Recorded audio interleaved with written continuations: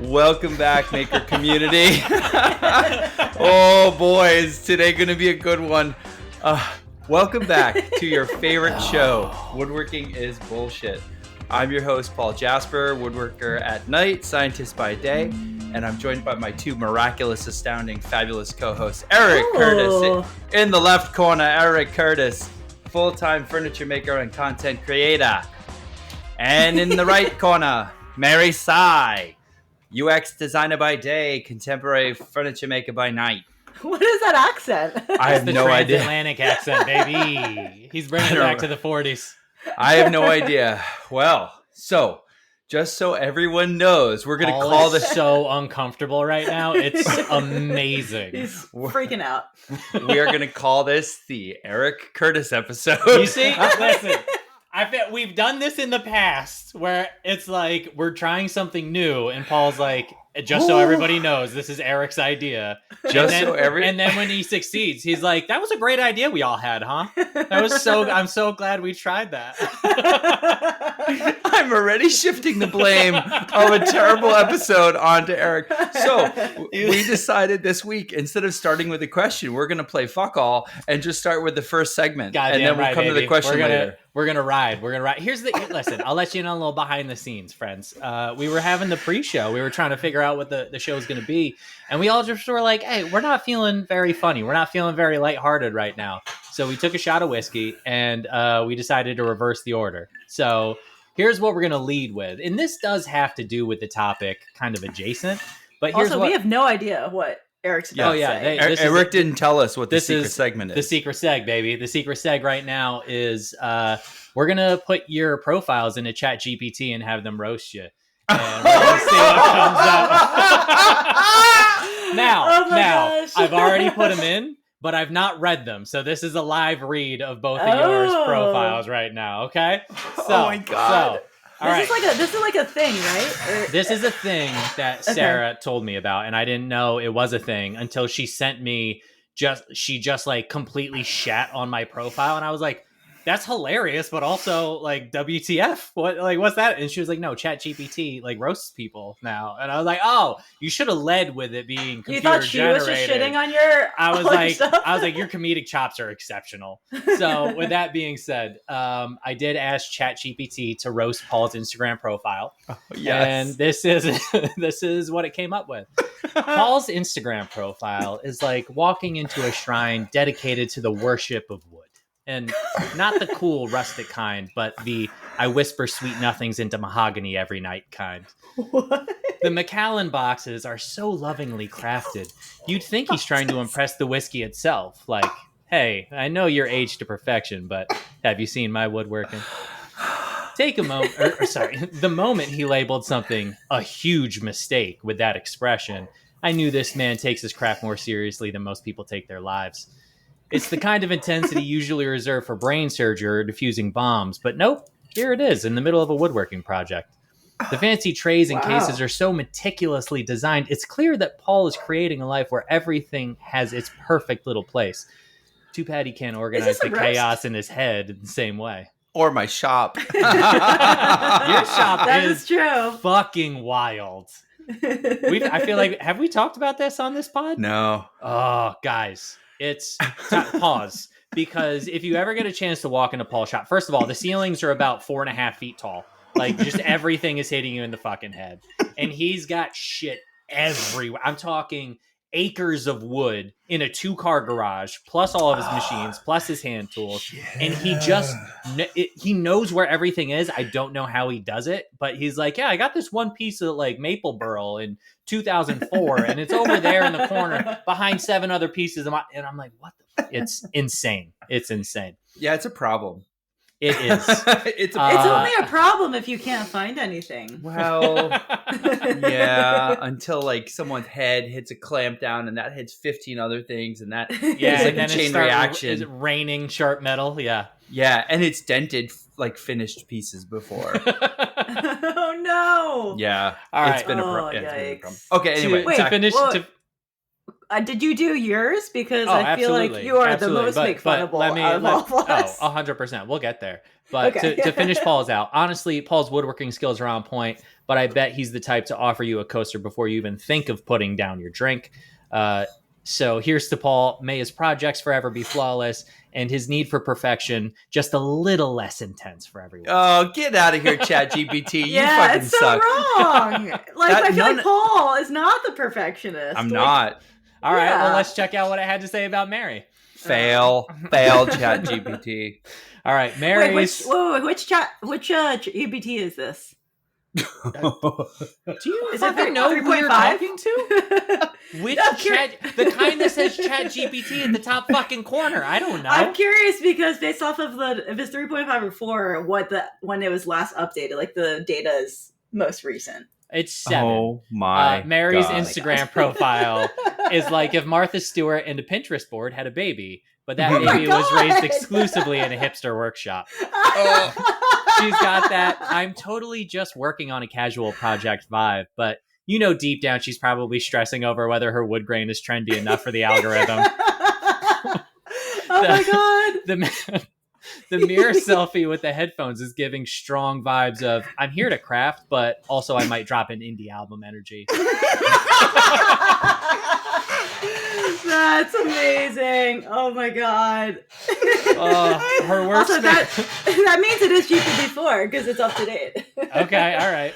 Her workspace is so organized, it's like she's preparing for a photo shoot for a lifestyle magazine that doesn't exist yet. Meanwhile, the rest of us Not are just wrong. trying to find a screwdriver that isn't lost under a pile of existential despair. So it's like Paul versus me. Yeah. Our workshops. This is a strong way to end it. And let's talk about those intricate designs because nothing says I need therapy like spending hours perfecting a wooden maze. The only thing missing in that caption is something that says just making this to distract myself from the void. Wait, what was it? A wooden maze? Yeah, it was the Hobbit piece. Oh, I see. That's strong. That actually was That's a much strong. better roast. That was That's much strong. better. Yeah, that's pretty good. The headphones it. really got The me. dropping the indie album. It was strong. All right. I love it. Now I did mine first, so I have read this and it is very good. But it's not in the third person. So it just says this Instagram because I didn't know yet. It said, can you roast this Instagram profile, not Eric's? Mm. So this Instagram profile looks like it belongs to someone who spends more time caressing wood than they do with actual humans. Oh my God. You can almost hear the wood whispering, "You're my only friend." The precision in those joints is matched only by the loneliness in his eyes. like he's carving out a space in his life where emotions used to be. This is so good. That heart sign is probably the closest thing to intimacy he's had since his last woodworking project. Oh my gosh. Let's not even start with the secret compartments because nothing says I have trust issues like building furniture with hidden drawers for your feelings. This guy's so dedicated to his craft that the tools in his shop are probably named after the relationships he's lost along the way. Wow, it really like stuck onto this point of you being lonely. Oh, the chisels and clamps know more about his deepest thoughts than any therapist ever will. Oh my God. It's so That's brutal. strong. That's strong, man. Wow, I'm really surprised it didn't do like the whole, oh, this guy's such a stereotypical looking woodworker. I know, it didn't touch any of that. It was just like, Wow. hey, you look dead You're inside. so lonely. Oh God. That was strong. That was strong. It was very Wow. good. That was good. So now that we're feeling loose and goose, creativity, competition, how we feeling? We feeling funnier now? Well, now that the Good the reverse whiskey's thing. kicking in. Yeah. Goddamn right it is. is. I'm still hung up on Mary with her indie headphones. Like she might drop an indie album. I'm trying to think what indie headphones. Oh, it was the ear protection. Yeah. It was strong, man. It was strong. All right. Oh man. All right. Now we get into the real seg. All right. Now we put Paul at ease, knowing that we got a laugh out of that one, and we can dive into more academic questions, of which he's still uncomfortable because we don't have an outline. We just have questions. We're gonna wing it today, baby. We're gonna wing it, baby. This is the true Eric Curtis spirit. Honestly, yes. You show up knowing your shit, and then you just figure it how to get the fuck through the shit during the conversation. That's where the best things happen in life. Interesting. Hear me now. That's how I won an Emmy. So we're gonna start with a couple of quotes from our listeners. We asked them about competition as a creative force. Is competition good for creativity? Does it help creativity? Does it help drive you to be a more creative person? So these are just some of the quotes, and we'll go just yes or no, agree, disagree right off the jump. From Wood to Wells, he says, competition is destructive, creativity is productive. They are not congruent. Agree or disagree? Disagree. It's too radical. Yeah, I would say that's very black and white. I would agree with both of you. I think that is too radical is a good way to put it. My buddy Erik at Eli Woodworks said, pressure makes me rise to the occasion. I would agree. Agree, but what happens when the pressure's gone? Then what are you going to do? That's a good one. That's a good one. I think at face value, yeah, I would agree with it. Old Mountain Woodworking said, I wake up in piss excellence. Competition drives me, but I don't require it. Agree or disagree? That's incredible. I wouldn't say that I piss excellence, but I agree with the second part. Mary pisses excellence. Absolutely. Literally in everything she does. Shits it too. Just for yeah. I would agree. I like that. It's like I use it as a tool, but it's not required. I like that. Yeah. Agreed as well. Using it as a tool, knowing it has its place is good. B Coffee 66 says, I think competition is good for developing skills, but creative collaboration more so for artists. Ooh, I like this because they're separating the idea of measurable skills versus art and collaboration, which is, I think, something we'll get into. So I like that separation of the two, that it's useful for one and maybe not the other. Yeah, I think I would agree. It's so like, it really depends. But yeah, I think on the most part, I might agree. I think we're all nuanced enough that we know, like, we can just assume, it all depends. Like, it's all situational. Yeah, like we said, it's like black and white doesn't make sense. There's always some sort of in between. Right. And so consequently, I think I'm going to disagree with this one. I think competition is, in fact, good for skills. But healthy competition between friends can also make for really interesting collaborations and just fun exercises. And Paul, I saw that face. This is an audio format, though, so if you disagree with me, you're going to have to tell me audibly. Paul disagreed with you about everything about this episode. He's coming out. Rob Spradlin says, yes, no, it's complicated. That pretty much sums it up. That's a blanket yes. That's a good way to end that. So that being said, I'm sure you can kind of get a sense by now. Our question is, does being competitive make you a better maker and or artist? And this is a tricky thing because correct me if I'm wrong, but I think of the three of us, am I the only one that played sports growing up? No, excuse me. I mean, what did you play? You did more than me for sure. I played tennis my whole life, and all right, I said sports, but that's fine. Okay. So, all right, I apologize, Mary. However, I think like when you grow up playing sports, I think that it's easier to see the inherent value in competition as a creative exercise. I don't think that they are on opposite ends of the spectrum. Or maybe they are. Maybe they're opposite sides of the same coin. I'm not entirely sure. I'm still trying to work through this. This is part of the interesting part of this conversation. But I always think about football because it's my favorite sport. Always has been my entire life. And football is based around the idea of competition, right? You play to win the game, as the great Herm Edwards once said. But a good coach, their job is to assess what's happening in a game, in a league, in a time period in which they're coaching, and create new offensive schemes or defensive schemes to put their team in a position to win. And a bad coach doesn't create new schemes, but tries to bolster their roster with the best available players and just tries to win through brute force.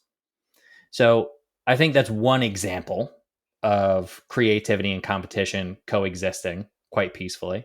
You I mean think the desire to win led to new scheme development. Well, I think the desire to win, I think creative thinking is favored in a situation like that. People who can think creatively can scheme new ways to win, right? Okay. So the desire to win leads to creative thinking because it's necessary. Okay. But also, I think that there is, and we talked a little bit in the pre-show about this, but I have a sneaking suspicion that Paul has some research on this because I believe there is some research about this. But I think creativity and competition are inherently linked from the time of childhood. If you put a group of 5-year-olds on a playground without any distractions of phones or shiny things, and you tell them go play, like we all experience this as children. You go out there and what do these 5-year-olds do? They create a game. They invent a game. They go through the creative process of developing rules and regulations about what you can and cannot do. And the overwhelming majority of that time, not always, but most of the time, the game that's created is a competitive game of some kind. Right? There is it's tag, it's hide and seek, it's whatever it is. And it goes through iterations and they are creating through competition and they're refining through competition. And I don't know, I'll be honest with you, I don't know how that links directly to woodworking and the arts, but it feels like there's something innate in the competitive creative balance. Like I said, maybe they're two sides of the same coin. And when like if you choose to see them as opposites versus a scale, I don't know. I don't know how those things link, but I don't think they're I don't think they're different. I think they exist somewhere together. Yeah, I mean, there's something to be said about the gamification of competition, I guess, and whether it's like a personal endeavor of, you creating your own game of, can I do this better than either my past self or someone else? That is definitely a valid thing. Would you say that like your competitive side comes from sports in your childhood? Because I can pinpoint exactly where my competitiveness comes from. Where did it come from, Mary? From having an older brother and constantly being compared. Mm-hmm. Constantly. From teachers, from parents, from everything. And he's 6 years older, so he beat me every time. So, of course, I am always going to be like, oh, I have to do better, even though he beat me every time. Like, that's just me being like, all right, well, maybe next time I can beat him. And eventually I could beat him in Mario Kart at one point. So, well, it's funny that you say that because as soon as you asked that question, my initial instinct was no, it came because I had siblings. Yeah. And we were closer in age, right? My sister's 2 years older. My brother is 16 months younger. And we had an older half brother that's 7 years older than me. But just everything in our childhood was a competition, right? Mm-hmm. And I think that is probably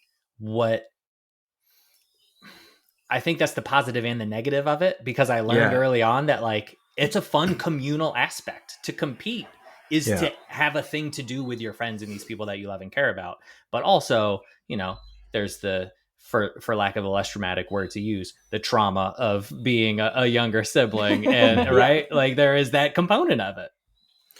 Well, speaking of it being a double-edged sword, which is kind of what you said, Eric, so speaking to the research, which is where I always like to start thinking about a topic, I always like to see what's known first from a research perspective, and then I like to swirl in our own experiences from life, because I feel like the research anchors it. It puts a framework down to really deconvolute our own personal experiences, which are swirled with emotion and stuff.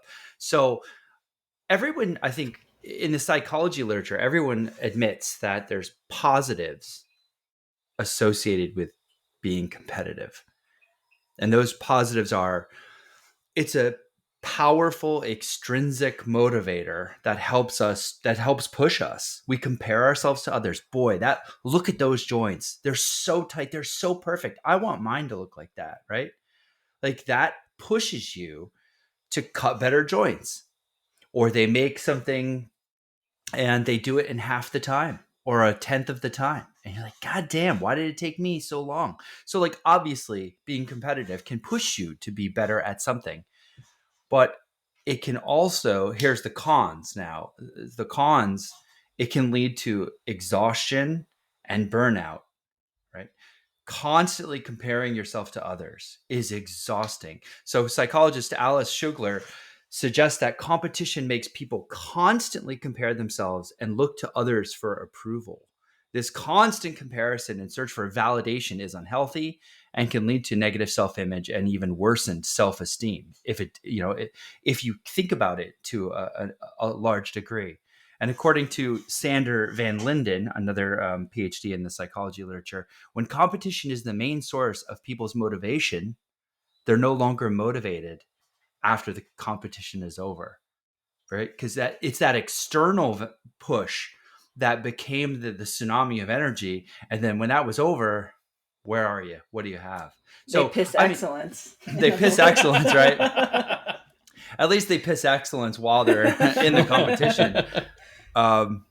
So, it's a double-edged sword. It can be used for good, and I think it can be used for bad. And by the way, it's been hyper-competitiveness has been tied to low self-esteem and perfectionism, right? Because if you're so driven to win, you use perfectionism as a safeguard to avoid losing, right? It has to be perfect, right? So, these are all ties to some pretty negative or things that can be negative if they go too far. But so that's more or less what the research suggests. Now, I want to point something out, though, that wasn't that I sort of knew in the back of my head, and I didn't read it today, but I want to bring it up. Eric, you talked about sports, right? And you talked about competition and fueling creativity. I don't know about the whole creative link yet. I haven't figured that out. But what I do know is that I feel like competition involves something measurable. So points in a game, your time in a race, the height that you can jump. Like in order to be competitive, something there has to be a measurable metric. And in woodworking, if you say, I'm being competitive about like, I cut better, those dovetails are better, you're looking at the size of the gaps, right? It's something measurable. Whereas how do you compare someone's painting to another person's painting and say, damn, that's better? Because there isn't a clear measurable with art.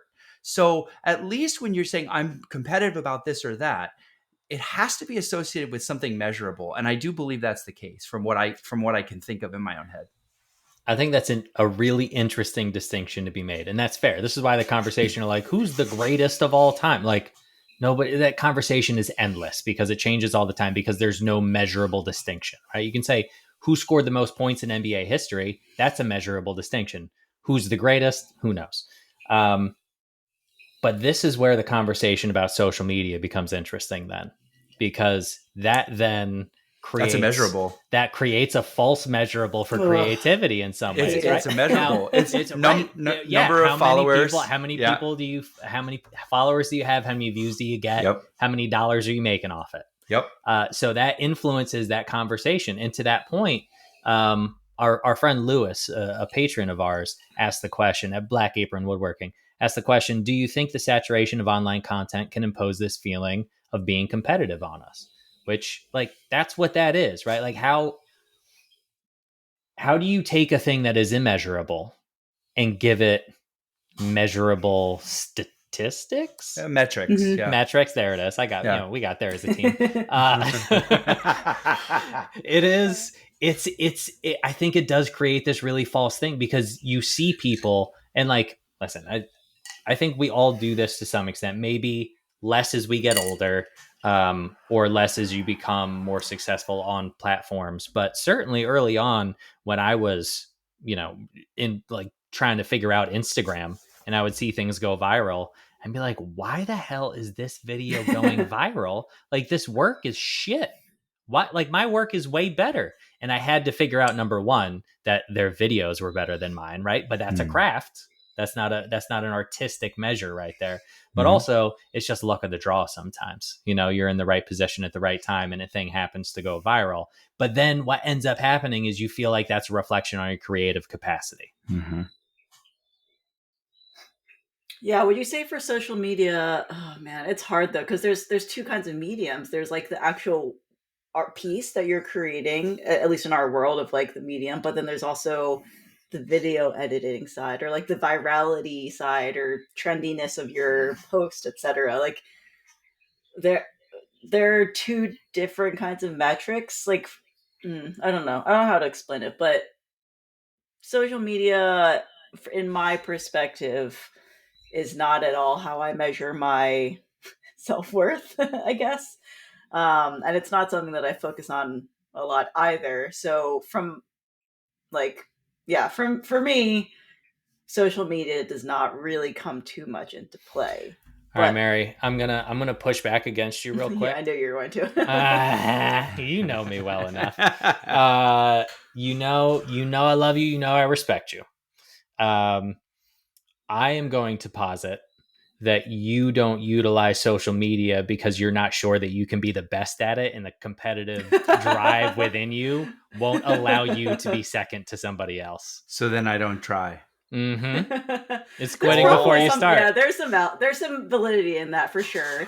I will say that's not the only reason. Other reason is I don't have time. Sure. But yeah, if I wanted to become a content creator, then I would focus all of my energy into that. Then I would, switch gears and start putting in a lot more effort for sure. But I think that because I know where my current state is, and yeah, I don't know. There is definitely some truth in that. It's just it's just not a viable option for me right now. All right, so Eric, now that we're done roasting Mary for a minute, it wasn't roasting. It was just it was an honest point. And Mary fucking said it was true. Like she owned up to it. Yeah, she had the guts. I'm aware. I'm aware of myself. All right, just a quick question. Yes or no, or what degree? Like on a 1 to 10, 10 being the most, 1 being the least. Are you competitive? I would say probably like an 8. Okay. And are you quietly competitive or overtly competitive where people can see it? Do you keep it under wraps? I'm pretty overtly competitive. I let people know that I want to win. But to your point earlier about it being a tool for motivation, what I did not have this as a younger person, but I have developed the ability to let it go once the competition is done. And what I think that does for me is it allows me to fully buy into the competition when it's happening. And then win or lose, it doesn't matter after the fact. That's not the point. The point is the enjoyment of the competition. It's the game, right? So if we're playing darts in the shop, I am there to beat you. Like, that's my aim. I don't give a fuck what else is going on. But the moment somebody wins, whether I win or somebody else, it doesn't matter anymore. Okay. Like it's I'm not competitive. What? Well, it's the thrill. It's the thrill of being in that moment with somebody that you enjoy being around. Okay, but Eric, that doesn't sound like an 8. That sounds like a 6 or something. Well, I would say it's an 8 because, like, depending on the thing, like, I really care if I win. and if I'm completely transparent, depending on who I'm playing against, like, snap. If it's one of you guys, I love you both. Like, I don't care win or lose. If it's somebody I don't like, I'm like, I'm gonna beat this asshole. All right, Mary, are you competitive? So it depends on what we're talking about, and I know that Eric. No, I know Eric. Can you define on this, competition? In general, yes, I am competitive. I would put myself at like a 7, 8, etc. However, in the field that we're talking about, I have so long studied like design and art, and like the whole point of it is that it's subjective, that I am just not competitive in the field of design, because I think that comparing yourself is not useful or healthy. And I've seen it for so long now that, yeah, for me, I would say I'm not competitive in that field. If it was social media, that's a different thing in terms of like numbers and statistics, etc. But when I think about myself as like an artist or designer, I do this for myself, and I don't think I'm competitive. All right. And are you overtly competitive or like kind of under the wraps? You guys can answer this for me. Under wraps. How do you feel about Mario Kart? For the listeners, whenever we play Mario Kart, whenever I get silent, they know that I am in first place. I have never left Mary's house when she is in a great mood. Let's put it that way. Oh man. All right. Paul, are you competitive? I used to be more competitive when I was younger. Actually, it's a developmental thing. As I've gotten older, I've gotten less competitive. I just don't feel the need. Like, I don't care if someone has more money. I don't care if someone beats me or whatever. I just don't care. Life is too short to care about what other people are doing. That's kind of where I'm at these days. Well, you have more life experience than you used to, right? I used to be very competitive. Yeah, for sure. But not so much anymore. I wonder, to Mary's point earlier about like, just, I don't know, just when you're, I don't know, I lost my train of thought there. I told you before the episode started, I'm not feeling super articulate tonight, and then you guys were like, "Let's lead this discussion. Let's ride." Mary, was this the wrong night to do the Erik episode?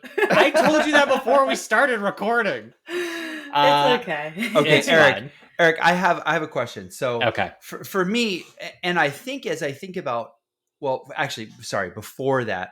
Now that we gave all our answers, I thought it'd be nice to take a moment to have the listeners ask themselves that question. I like when podcasts kind of pause and force me to think. So I'm going to ask the question, as a listener, are you competitive? Do you feel as though you're competitive? And when you're competitive, is it overt, like written all over? Or are you the silent sniper Mary type of competitive? All right, so just pause the podcast or just take a moment to think about that, because I think as you reflect upon your own answer, our discussion resonates differently.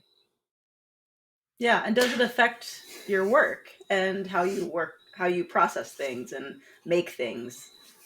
Because like I said, I can be competitive in like general life, but when I look at it through a certain lens, then it kind of falls away a little bit.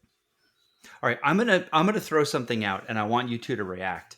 I think being competitive is actually a developmental process in woodworking or art or whatever. Okay, I'm gonna throw this out here. So when we first start working in a craft, right? I think the instinct is definitely to be competitive, because you're looking around, you're not sure what the landscape is, you're not sure where you fit in.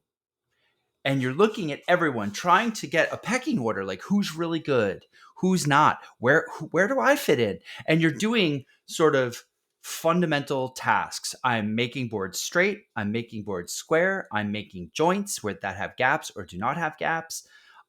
Those are measurable. How long did that take him or her? How long did that take me?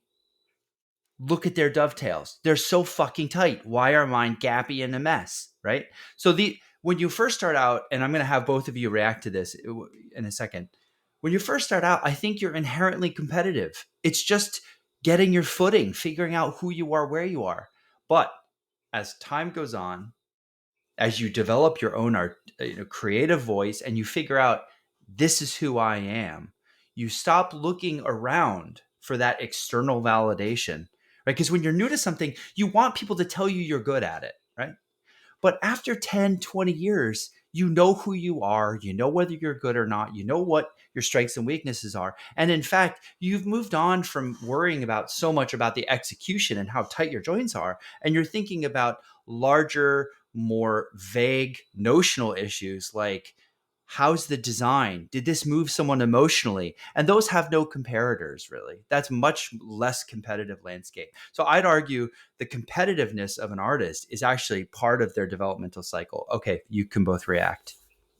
Yeah, I would agree. I think that when you're first starting out, it's good to have goals. And I think that when you see people who are better than you, those are goals that you can strive towards to match them or to be better, etc. Like, I think that is a good part in terms of comparison, but where it falls away is one, comparing yourself to someone who has X many more years of experience than you, but two, also letting that diminish your self-worth. And it has to do with self, like your own confidence too. Of course, when you're a beginner, you wish you could have the confidence of an expert, but you're not going to have that. So if you know, develop your skills and gain that experience, then your confidence starts to grow. And I think that you start to realize that the comparison between people, and you grow your own voice, you know, or develop your own voice, that starts to fall away a bit more because you realize it's not as important to you and your self-worth as an artist. Yeah. So this, in fairness, just to clarify, this was the point I wanted to make earlier and then forgot what I was going to say. So How many thanks, drinks buddy. have you had, Eric? Just 1.5. I told you before we started. It's not my finest evening. No, the point was exactly that. It was early on. And again, I'll just take athletes as an example. You inevitably compare yourself to more accomplished athletes in your sport because you have no body of work to compare for yourself. And so for the Right. woodworker, yeah, when you start cutting dovetails, the first thing you do is look at the best dovetails that have ever been cut and you go, why don't mine look like that? And that's a helpful metric to gauge how far you need to go.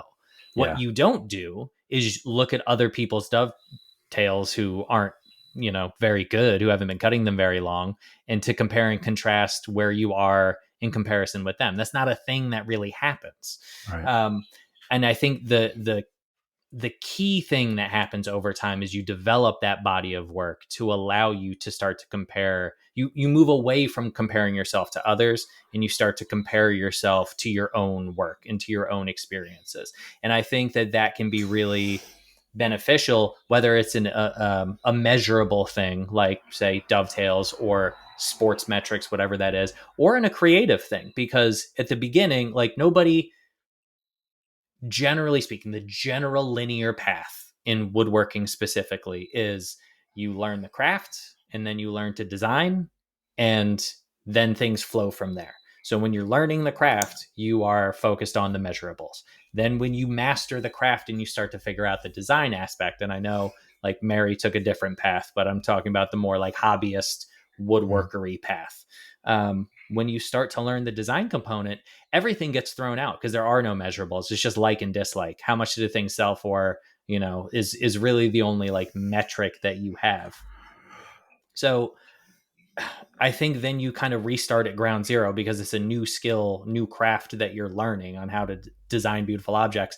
But developing that body of work in there as well also allows you to compare yourself to your prior self, to your past self, and figuring out if you're growing in a direction or moving in a direction that's interesting and engaging to you. I love the point about comparing as you progress. Instead of comparing yourself extrinsically to others, you compare yourself intrinsically to your former self, because I find that's an endless source of of motivation and inspiration, because you can see you're getting better. And every project you're like, I'm going to outdo that previous, you know, like you just want to outdo yourself. And is that not competition though? It is, but right? it's intrinsic competition as opposed to extrinsic. Sure. So if it's extrinsic, when the game's over, it falls away. But the beauty of intrinsic competition is it's there forever if you have the drive within yourself, and you can tune it, right? It's on your time scale. It's on your terms. Intrinsic competition, right? Yeah. Well, so that brings up the comment from our friend Nikita, who, by the way, I had the pleasure of hanging out with for the evening, getting some beers with in Edinburgh, a delightful human being. But he hit us with, I think competition cheapens art. If your aim is to create the best art, then you're automatically switching to an external locus of evaluation. And in my opinion, art should be about expressing yourself, not about mirroring what other people like. Fair point.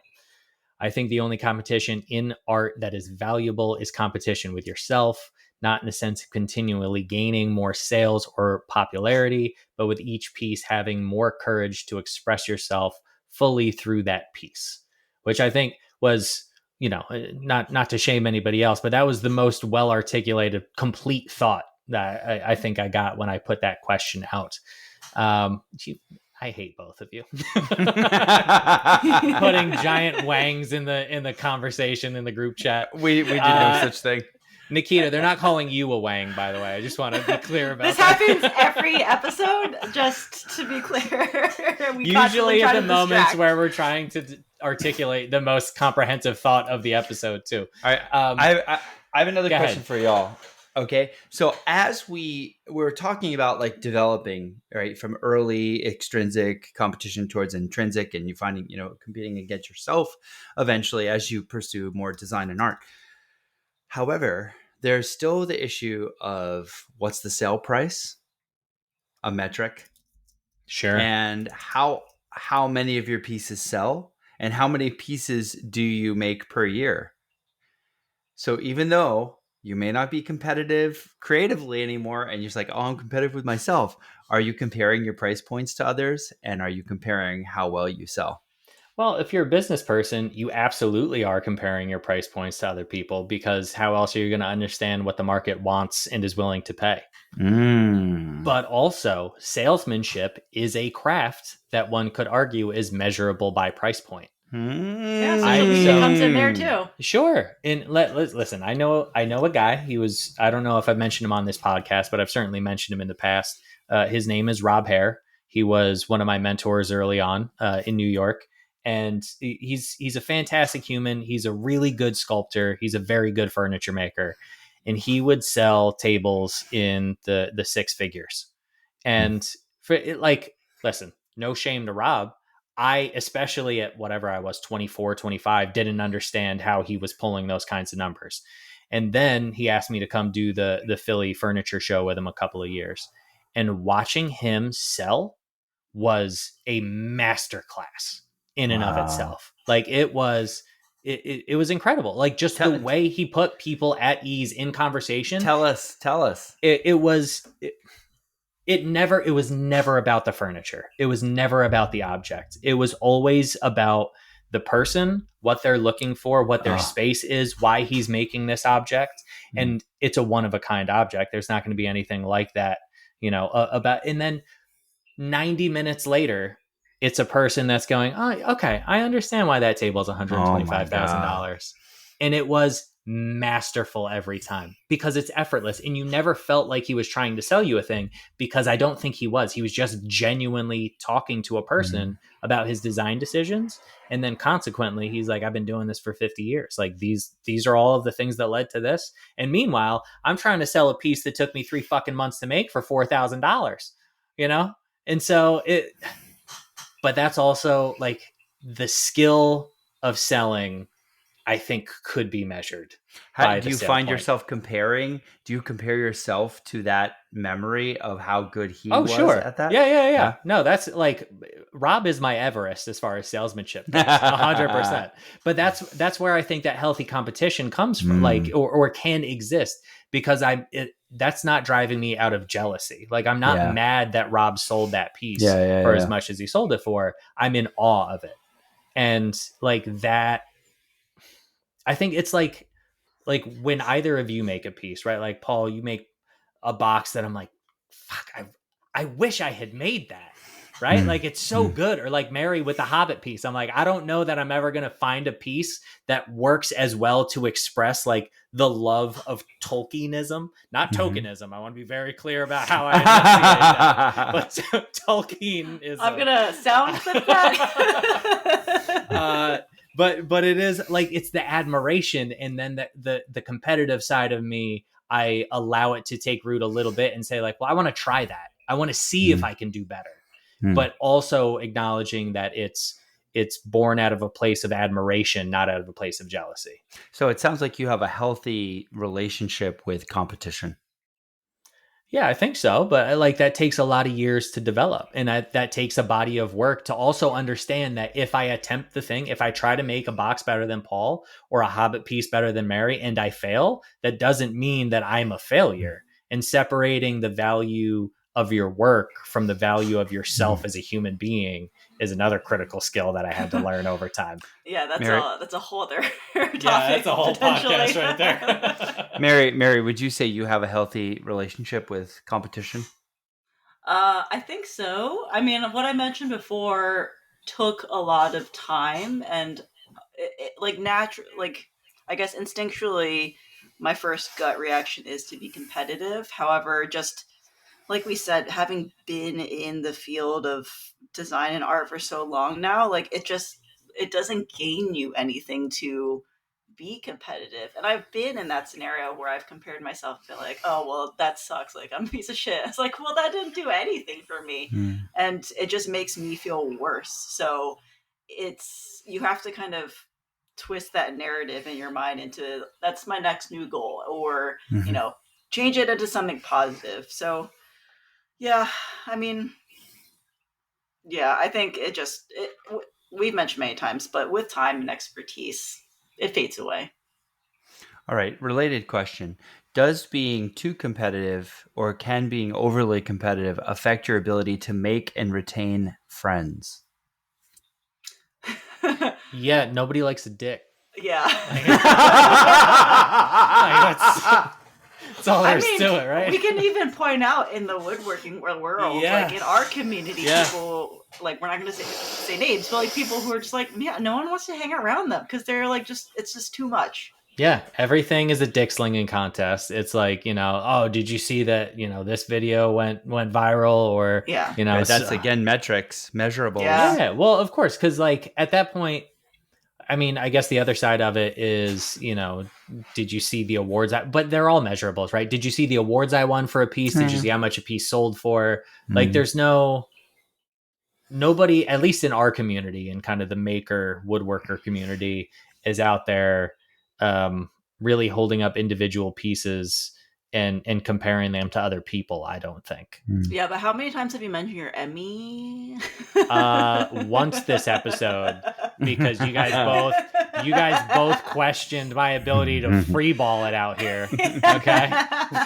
Yeah, how are we doing on the Erik episode? Are we doing all right? Hey, speaking of competition, in the middle of this episode, I was like, this is not our best episode. That's internal, Erik. That's internal competition. That's exactly. But I can look at the retention and the number of listens later to get some metrics. I'm gonna boost this one so hard on social to try to get the metrics up higher than they've ever been. Because it was your fucking idea to fucking freeball it. See, remember what I said about accepting failure when it doesn't go the right way? Like, this is a perfect example. Well, you see, I'm trying to help you on the end here by putting some fucking structure on your hot mess. Oh my god. You're welcome. This is Paul's competitive side coming out, knowing that he's the better host. Oh my god. So I've had a few moments when I was speaking of the whole friend question I just asked. I've had a few moments when I was feeling particularly competitive towards someone, and we were friends, and they're talking, and I'm having a hard time really feeling the joy and appreciation for them and listening to their story. Like, the competition was making me feel so fucking uneasy in that moment that I was like smiling, but I couldn't really feel it deeply. Like, I was like, it just makes me feel uncomfortable. And that was a long time ago. But I remember that my competition feelings of trying to like best that person at whatever it was, I don't remember, really fucked with the personal dynamic of like loving that person and like meeting them where they are. And if they prevent you from feeling happy for them. Yeah, it like messed me up a little bit. And I realized that it was my own feelings of either envy or competitiveness that were underlying that tension in my chest. Now, I don't feel that anymore. Like, that feeling has left 5 to 10 years ago, and I never feel that way. It could be a friend of mine from college who's making millions and millions of dollars, and they're so rich, and I'm so happy for them. There is not a shred of envy, because life now is so much more than money, right? Time is the ultimate commodity. So I don't have any of that anymore, but I do remember it impacting friendships, back when I used to feel probably a little too hyper competitive. I can't think of a recent time where it's impacted a friendship, but I can think of a recent time where I don't think it comes out often anymore, but there are definitely times where like that competitive rage lingers a little bit. So I applied for a gallery show. I know the story. at a gallery that will remain nameless. But it rhymes with Blart and Sheshrick.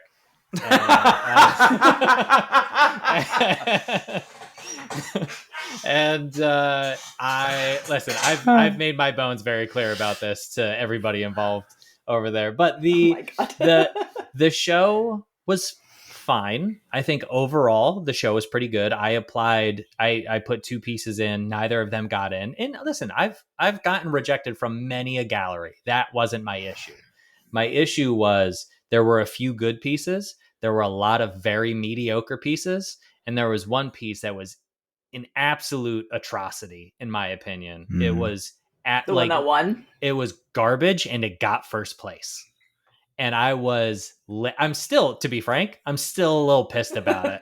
Because, externally competitive. well, it's a thing. Like, and so this is I guess part of my question is like, is it an ego thing? Which of course part of it is. Is it a competition thing? Like I wanted first place, and then somebody I think didn't deserve first place got first place. That's fine. But there were people who were better than me that got second and third place. But also how much of that is just like, I really disagree with the premise on which they judged these pieces. And I think they made a real fatal error. Or is that just justifying competitive nature and ego? But again, this is like the whole comparison within design and art. It's subjective. If there was a quantifiable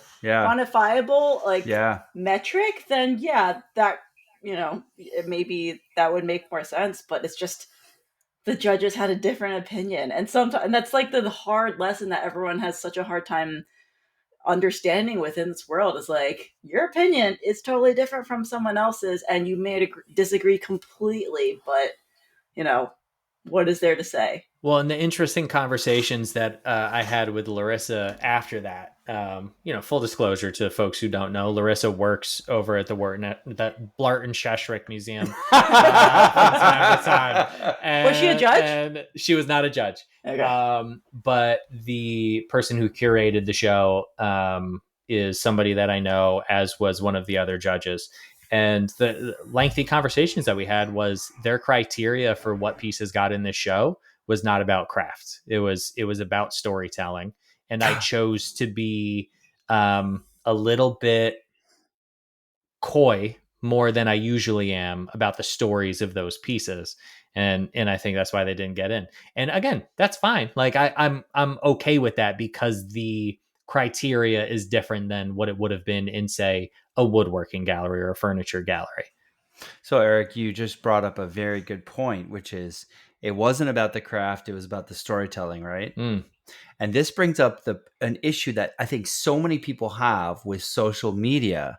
So you see all these people who have huge follower accounts and their woodworking sucks. It's so fucking amateur or basic, right? And I know many of these woodworkers who are like period furniture. They're like ultra, advanced, honestly. They're advanced level, but they suck at social media. And so it's not the numbers and the social media account and the ability to get sponsorships and free tools. It's not necessarily about what you're making. It's about how good you sell yourself, tell your story, and how good you understand what social media wants. So it's really like, you're missing the point, honestly, right? You missed the point in the gallery show by not telling the story. And right. I think so many people get agitated about social media because the people who are not that good have much higher follower counts, and they're missing the point. Yeah. I like to draw another parallel to this example and to Rob from before. There's a guy named Brad Smith who runs a furniture business down here. He's out in Quakertown, I believe.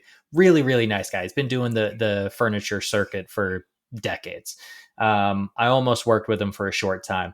He makes barn style furniture, like kind of reclaimed style stuff, a lot of whitewashed and sanded back, kind of before that was a thing in 2015 or whatever it was. And you look at his work. Now, he runs a very successful business. He's got like 4 employees. He's been feeding his family doing this for like 40 years. You look at his work and you're like, all right, like I get it. You know, like it's got a very particular aesthetic. It was shabby chic before shabby chic was a thing.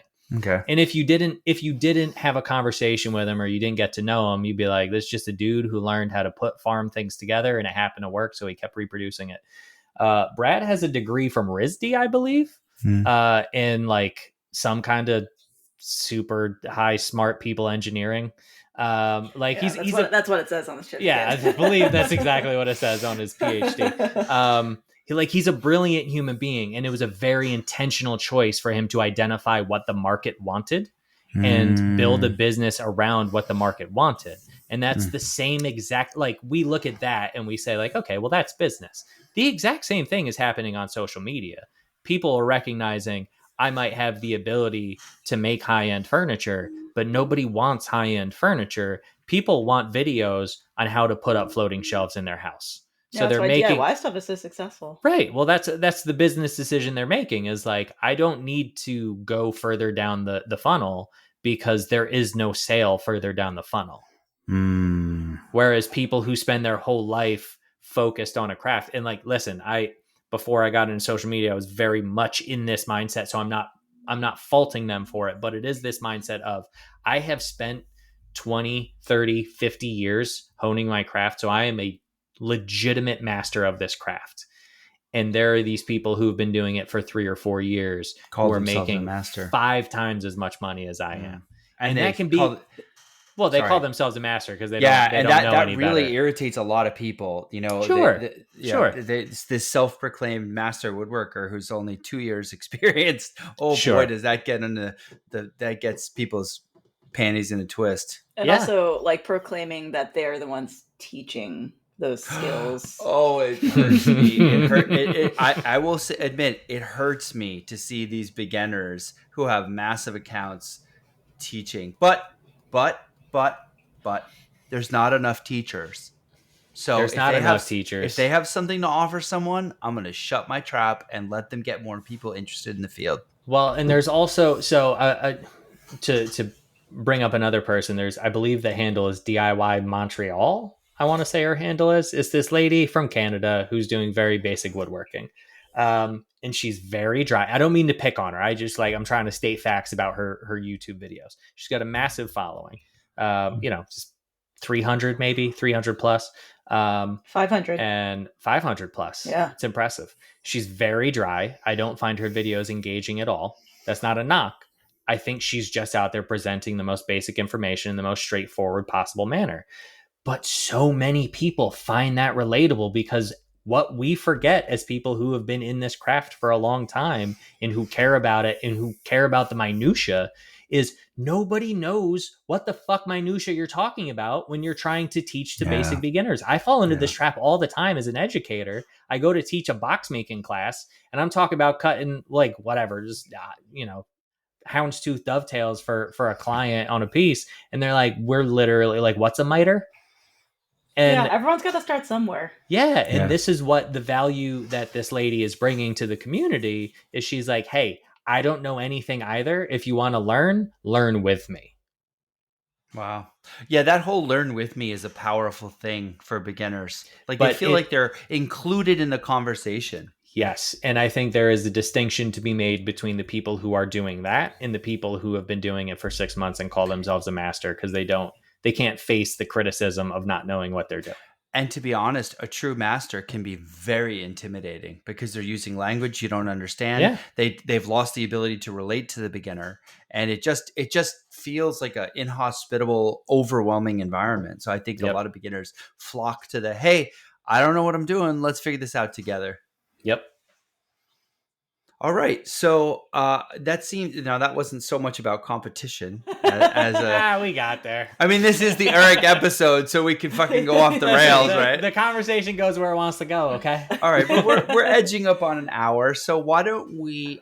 This was an idea Mary had at the very beginning, which was kind of let's summarize and have the listeners think: did this conversation move the needle for you about competition, and especially with regards to yourself? Has it made you evaluate your own competitive tendencies, or has it allowed you to categorize your own competitive tendencies as, oh, these are good, and this I probably do this a little too much, maybe it's not so good? So has it moved the needle for you? And does anyone want to offer a summary statement about being competitive with the arts? Yeah, I think in summary, this is maybe the best episode we've ever done. It's because it's the Erik episode. I think if I were to objectively compare to the other ones, I would say this is the best one that we've ever had. What a pile of horse shit. Oh my God. We'll be lucky if we don't lose listeners. There are definitely some patrons who are canceling their membership after this episode.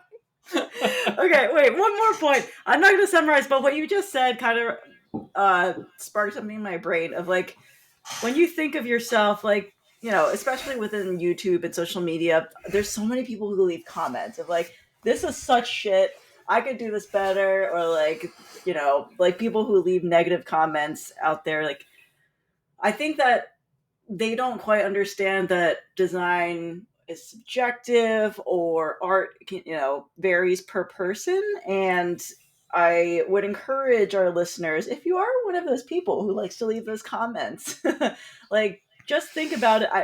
Paul's shaking his head, which I doubt any of our listeners are. Yeah, our listeners are not dickheads. I mean, we're the dickheads. They might leave those comments on this episode, to be fair. That's true. But I would say, like, if you are one of those people, think about this whole idea of competitiveness and like whether or not you actually are just insecure, and that's your way of, lashing out a little bit. And I just can't stand these kinds of comments. I don't think they add anything positive to the world, and that's the similar like comparison to competitiveness. It's putting positivity into the world or for yourself as opposed to negativity and comparison of between artists.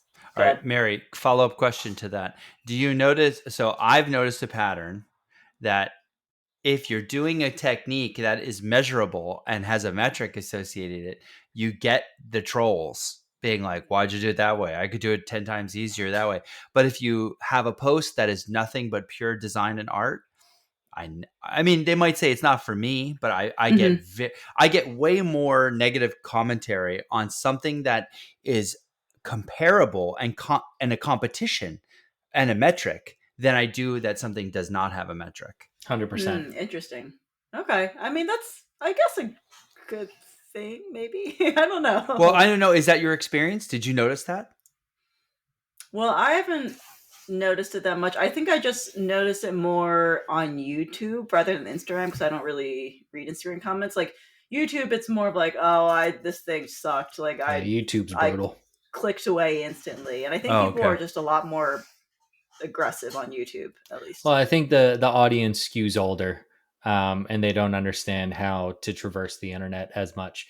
But if I can be ageist for a second, I see the same trend based around tool brands too. The more expensive the tool, the more angry people are that they can't afford it, because that's a measurable metric, right? Like, it's, if you are just starting out and you haven't invested thousands of dollars into your wood shop yet, and all you have is a DeWalt job site saw and a Makita router from 1980 that your grandpappy gave you, and then somebody busts out a Festool plunge router that costs $1,600, a lot of those guys are, and I freely say guys there because I've never had a woman be like, your Festool router's fucking stupid. You know? I'm going to comment that on every single one of your videos from now on.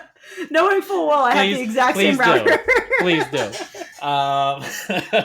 But I think there is that feeling of, I think it can fall under competition of I am somehow a lesser woodworker because I don't have these fancy tools. Ooh, and I think the other thing that happens is people try to hide their inexperience with fancy tools. So they think instead of developing skill, I'm going to buy these fancy tools because it will make it easier for me to make things, and therefore people won't know that I don't have experience. All right, Eric, that last comment. I'm not saying that's exclusive, but I think that can play a role in that.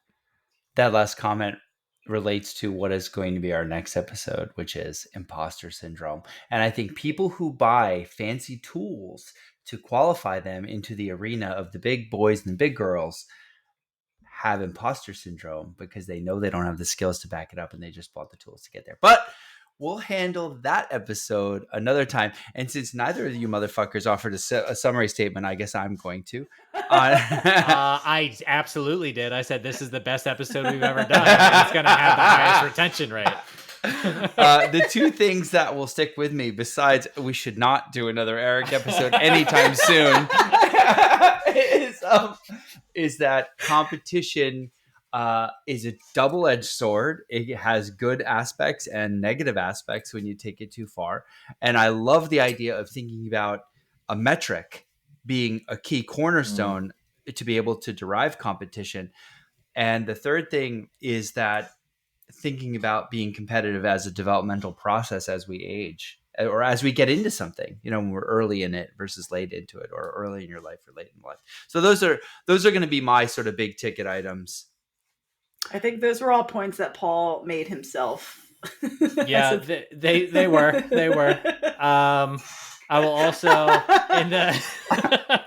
the competitive person in me also just wants to point out that as far oh my God. as far as segs and ideas for this show, I'm batting about 750 right now. Like all my segs have all been a home run. The idea of the Master Series was a home run, and I have one bad fucking episode. I'm getting blasted out here. Okay, no, Eric. I'm sorry for taking creative risks. Eric, the ChatGPT roast was a great idea. That was excellent. That was really good.